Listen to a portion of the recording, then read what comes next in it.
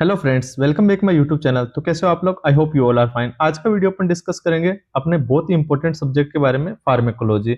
जहां पर nursing student का अधिकतर नर्सिंग स्टूडेंट का डाउट होता है कि फार्मा को अपन कैसे पढ़े और कैसे इसके अंदर पास होए। मैं आज आपको एक ऐसी तरकीब बताऊंगा जिसके अंदर नॉट ओनली पास, आप एक अच्छा स्कोर गेन कर सकते हो फार्मा के अंदर। इस वीडियो में हम देखेंगे कि फार्मेकोलॉजिकल सेकंड है, उसमें आपके लिए कौन कौन से इंपॉर्टेंट क्वेश्चन है उसके बारे में अपन डिस्कस करेंगे। इससे प्रीवियस हमने फार्मेकोलॉजिकल फर्स्ट के बारे में डिस्कस कर चुके हैं, ठीक है। तो आज की वीडियो में हम नॉट ओनली फार्मेकोलॉजिकल के इंपॉर्टेंट क्वेश्चन के बारे में डिस्कस करेंगे। आज की वीडियो में हम ये भी डिस्कस करेंगे कि फार्मा के अंदर आपको किस पैटर्न के हिसाब से क्वेश्चन का आंसर लिखना है, उसके बारे में भी अपन डिस्कस करेंगे। तो इस वीडियो को देखने से पहले मैं आपसे एक रिक्वेस्ट करूंगा कि ये वीडियो आप पूरा देखें, स्किप मत करें, क्योंकि इस वीडियो में हम ये भी जानेंगे कि फार्मा के अंदर कैसे लिखना है आपको आंसर को, और कैसे मैंने अपने आंसर लिखे हैं वो भी आपको मैं बताऊंगा, ठीक है। कि ये क्वेश्चन आ जाए तो क्वेश्चन के अंदर आप किस प्रकार से आंसर को लिखोगे, ठीक है। तो सबसे पहले हम जानते हैं इंपॉर्टेंट क्वेश्चन के बारे में। लास्ट में मैं आपको बता दूंगा कि कैसे आप एक क्वेश्चन को फार्मा के अंदर कोई सा भी क्वेश्चन आ जाए, ठीक है। तो कोई सा भी क्वेश्चन आ जाए तो आप मिनिमम इतना तो लिख ही पाओगे कि जिससे एग्जामिनर आपके कम से कम आधा नंबर, या फिर मतलब कि जैसे कि अगर आपके क्वेश्चन आ रहा है 4 नंबर का क्वेश्चन आ रहा है तो वहां आपको 2 या 3 नंबर तो आपको आसानी से गेन कर पाओगे, ठीक है।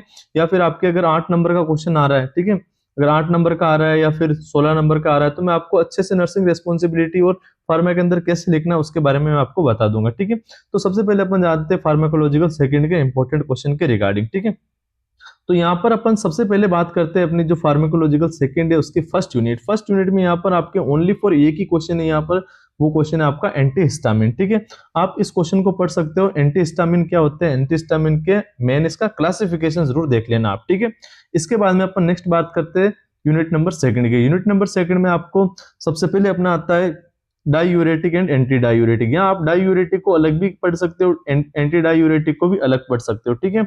या फिर अपन डायूरेटिक एंटी डायूरेटिक में आपसे कंपैरिजन भी पूछ सकता है, ठीक है। नेक्स्ट आपका इसी के अंदर आ जाए आगे अपना ट्रीटमेंट ऑफ यूटीआई। आप यूरिनरी ट्रैक्ट इन्फेक्शन के ट्रीटमेंट कैसे करोगे, अपने इसके लिए कौन से होते हैं, एसिडिफायर और एल्केनाइजर। आप क्या कर सकते हो, एसिडिफायर और एल्केनाइजर के बारे में आप एक बार जरूर पढ़ लेना, ठीक है। इसके बाद में अपन नेक्स्ट यूनिट के बारे में बात करते हैं थर्ड यूनिट में अपना आता है नर्वस सिस्टम के बारे में, ठीक है। तो नर्वस सिस्टम में आपको एक दो क्वेश्चन है। सबसे पहला क्वेश्चन है आपका एनाल्जेसिक, ठीक है। एनाल्जेसिक में आपका सबसे पहला ये है एनसेड्स। एनसेड्स क्या होते हैं, non steroid anti inflammatory drugs है। इसके अंदर एक आपका आता है ओपोइड्स। ओपोइड्स को जरूर देख ले आप, क्योंकि ओपोइड हर बार एग्जाम में लगभग पूछता रहता है, ठीक है। आप यहाँ पर क्या कर सकते हो, ओपोइड और अदर सेंट्रल एनाल्जेसिक को आप क्या कर सकते हो, पढ़ सकते हो, ठीक है। इसके बाद में मैं नेक्स्ट बात करूंगा आपके इसी के अंदर हिप्नोटिक और सेडेटिव्स, ठीक है। मतलब कौन कौन सी ड्रग्स हिप्नोटिक ड्रग होती है, कौन कौन सी क्या होती है सेडेटिव ड्रग होती है, उसके बारे में आपको लिखना है, ठीक है। इसके बाद में नेक्स्ट इसी के अंदर आता है अपने थर्ड यूनिट के अंदर एंटीसाइकोटिक ड्रग। एंटीसाइकोटिक ड्रग आपकी यहाँ भी इंपॉर्टेंट है। अगर आप मतलब आगे पढ़ोगे, जैसे आपके 5th सेमेस्टर 6th सेमेस्टर में भी आएगी पूरी एक यूनिट, मतलब सब्जेक्ट आएगी आपके mental health nursing. Mental health nursing में भी आपके क्या आएंगे, एंटीसाइकोटिक ड्रग तो आपकी चलती ही रहेगी। तो यहाँ आप एक बार इस एंटीसाइकोटिक ड्रग्स को जरूर पढ़ ले, ठीक है। अब अपन जानते हैं फोर्थ यूनिट के अंदर अपनी प्रेगनेंसी से रिलेटेड जितने भी ड्रग है वो अपने फोर्थ यूनिट के अंदर। इसके अंदर ओनली फॉर आप एक ड्रग के बारे में पढ़ लेना, कौन सी, ओरल कॉन्ट्रासेप्टिव पिल्स, ठीक है। जो भी आपका ओरल कॉन्ट्रासेप्टिव मैनेजमेंट है उसको आपको देखना है, ठीक है। इसके बाद में आएगा आगे अपना एंटीनेटल, लेबर और पोस्ट नेटल पीरियड में कौन कौन सी ड्रग्स होती है, ठीक है। तो यहाँ आपके ओनली फॉर एक इर्गोमेटिन ड्रग, ठीक है। यहाँ आप एक इर्गोमेटिन और एक ऑक्सीटोसिन, ये दो ड्रग्स जरूर देख ले, ठीक है। और एक हो गया अपना मैग्नीशियम सल्फेट, ठीक है। तो ये 3 ड्रग्स किसके अंदर आ गए अपने एंटीनेटल, पोस्टनेटल, लेबर, मतलब एक प्रेगनेंसी के दौरान, पूरी प्रेगनेंसी कंसीव करने के दौरान अपने कौन कौन से ड्रग इंपॉर्टेंट ड्रग है। इसके बाद में अपना आ गया मिसलिनियस यूनिट।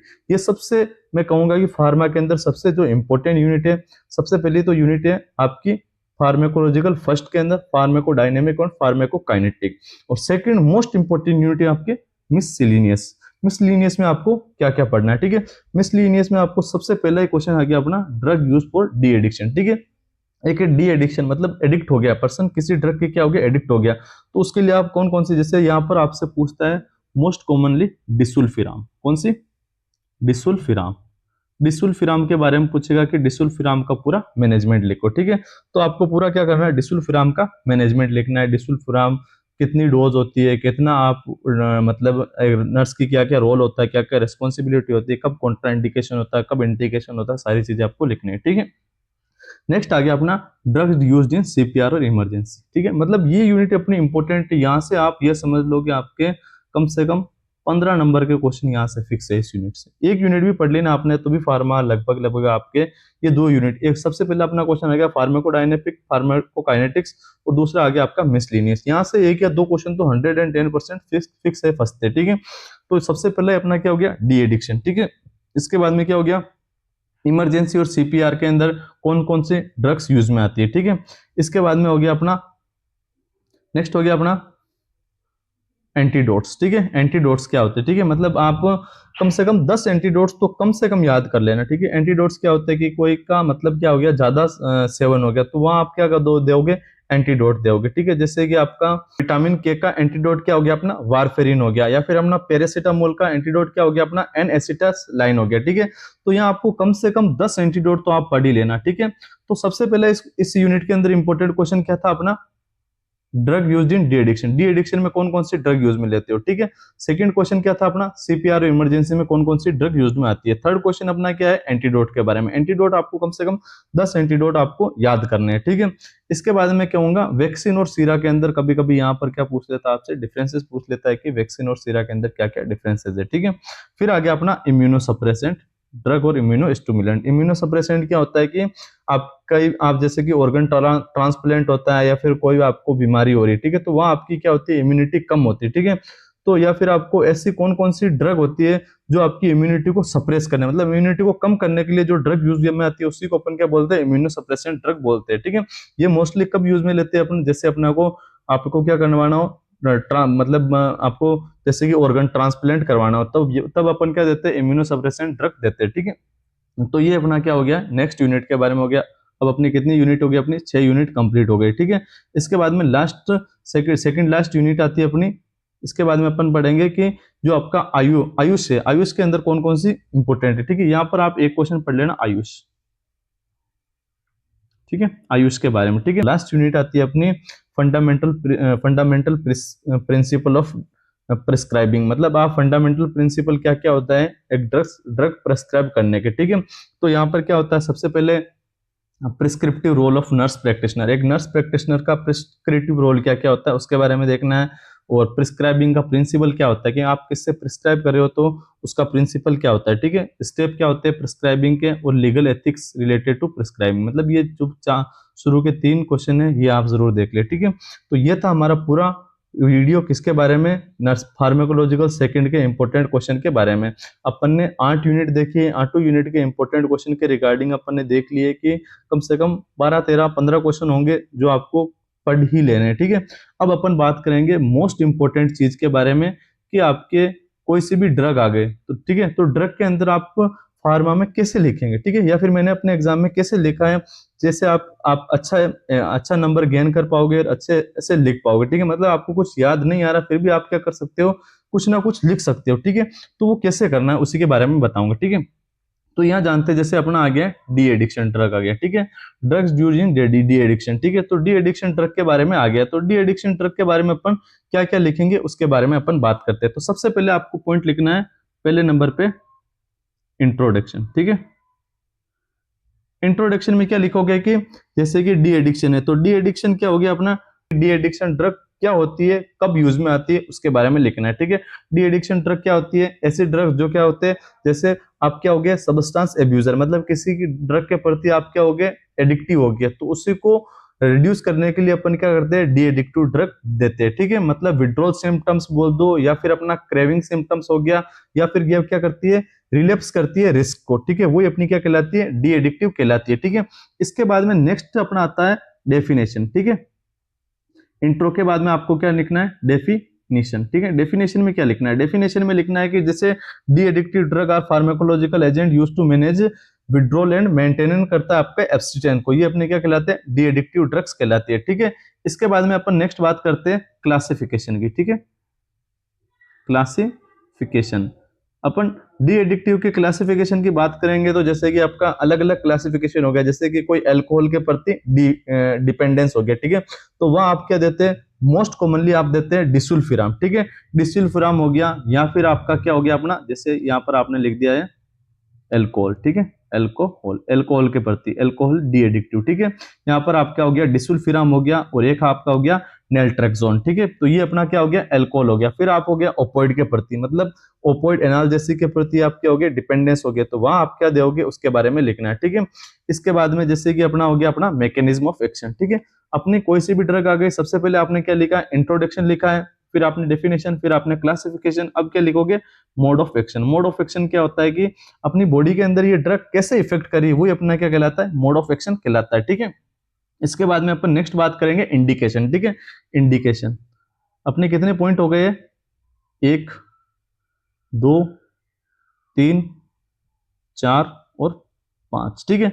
इंडिकेशन, इंडिकेशन की बात करें तो कोई सी भी ड्रग है वो कहाँ यूज में आ रही है, सबसे पहले आप क्या कर सकते हो, जैसे कोई रेस्पिरेटरी की ड्रग है, ठीक है, तो आप क्या कर सकते हो रेस्पिरेटरी के अंदर लिख सकते हो, जैसे अपना जीआईटी की ड्रग है एंटा एसिड, तो एंटा एसिड क्या करेगी जीआई एसिड को, जीआई एंटा एसिड एसिड को कम करेगी, ठीक है, जीआई ट्रैक में यूज में आती है, ठीक है, तो आप इससे रिलेटेड सिस्टम से रिलेटेड लिख सकते हो। जैसे अपना डी एडिक्शन है, तो डी एडिक्शन के लिए क्या आप क्या लिख सकते हो, अल्कोहल यूज डिसऑर्डर के लिए अपन क्या दे सकते हैं डी एडिक्शन दे सकते हैं, या फिर ओपोइड डिपेंडेंस वाले हो गए, या फिर निकोटिन के डिपेंडेंस हो गए, या फिर प्रिवेंशन ऑफ रिलैप्स, रिलैप्स को क्या करेगी प्रिवेंशन करेगी, ये इसका क्या कहलाएगा इंडिकेशन कहलाएगा, ठीक है।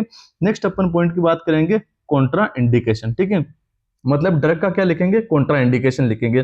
कॉन्ट्रा इंडिकेशन सब कॉन्ट्रा इंडिकेशन मतलब ऑलमोस्ट सारी मतलब ड्रग्स होती है ना, वो जैसे कि अपना अगर सीवियर लीवर डिजीज है ना, तो उसमें आप ऑलमोस्ट सारी डिजीज क्या होती है कॉन्ट्रा इंडिकेटेड होती है। एक प्रेगनेंसी के अंदर ऑलमोस्ट सारी ड्रग्स क्या होती है कॉन्ट्रा इंडिकेटेड होती है, ठीक है।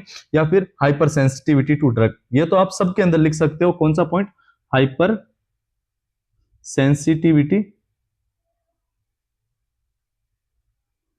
टू ड्रग, मतलब ड्रग के प्रति क्या आपको हाइपर सेंसिटिविटी है, तो वो ड्रग आपको कभी भी नहीं देंगे, ठीक है।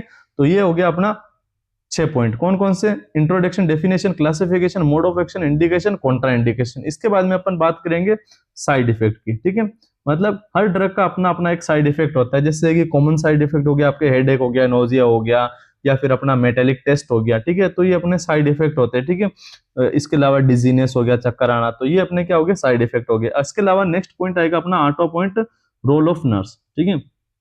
रोल ऑफ नर्स कभी क्या पूछता है कि 4 नंबर के अंदर ओनली रोल ऑफ नर्स पूछ सकता है कि जैसे कि डी एडिक्टिव ड्रग्स के अंदर नर्स का क्या रोल है एंड रेस्पॉन्सिबिलिटी, ठीक है। 9वां पॉइंट क्या हो गया अपना रेस्पॉन्सिबिलिटी, ठीक है।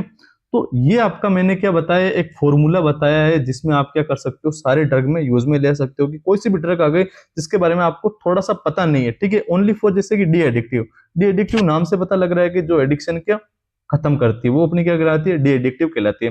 फिर आप कुछ भी नहीं करोगे, ओनली ये 10 पॉइंट लिख के आ जाओगे, फिर भी एग्जामिनर आपको 4 नंबर का होगा तो वहां आपको कम से कम 2 नंबर 3 नंबर तो आसानी से आप क्या कर सकते हो गेन कर सकते हो, ठीक है। जैसे कि रोल ऑफ नर्स में आपको बता देता हूं, जैसे कि सबसे पहले अपन क्या करेंगे असेस करेंगे एडिक्टेड हिस्ट्री, मतलब हिस्ट्री क्या है इसकी, ठीक है। फिर अपन मॉनिटर करेंगे विड्रॉल सिम्टम्स, मतलब कौन कौन से सिम्टम्स उसको हो रहे हैं। फिर अपन एजुकेट करेंगे पेशेंट को अबाउट ड्रग के कॉम्प्लिकेंस के बारे में, ठीक है। इसके अलावा उसको प्रोवाइड कराएंगे साइकोलॉजिकल सपोर्ट प्रोवाइड कराएंगे, वॉच ऑफ रिलैप्स गैप, मतलब जो भी अपना रिलैप्स के साइन आ रहे हैं उसको वॉच करेंगे, ठीक है। इसके अलावा मॉनिटर करेंगे लीवर फंक्शन टेस्ट को, ठीक है। तो ये तो क्या हो गए अपने रोल हो गए, ठीक है।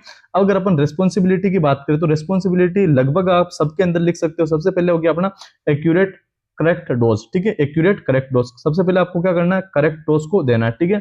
मॉनिटर साइड इफेक्ट को मॉनिटर करना, प्रिवेंट करना ड्रग इंटरेक्शन को, इसके अलावा प्रोवाइड काउंसलिंग एंड मोटिवेशन और मेंटेन करना है पेशेंट की कॉन्फिडेंटली को, ठीक है।